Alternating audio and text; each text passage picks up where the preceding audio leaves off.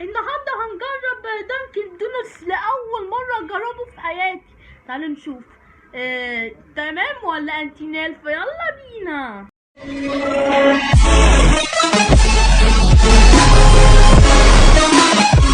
وقت يا حبايبي البس ازيكم يا جدعان؟ عاملين كله تمام ان شاء الله بكم كله تمام.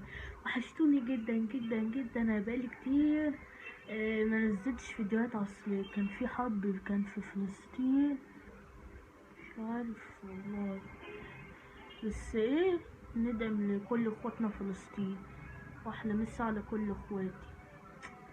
يلا بينا. المهم هنجرب اول مره اجربه في حياتي اللي هي الدونتس. اخيرا نزلت في مصر، اخيرا هنجرب دانكن دونتس. فاحنا بقى ايه هنطلعها، بس قبل ما نطلعها هنقول لكم على السعر. السعر دلوقتي الدونتسايه عامله 60 جنيه. سعر بقى ايه غليت بقى قبل ما الدولار رفعت والله. يلا بينا نفتح ونطلع بقى ايه الجمدان زي العسل. بص الشكل، العظمه دي عظميته قوي قوي قوي، بس ايه بطعم كريم كراميل.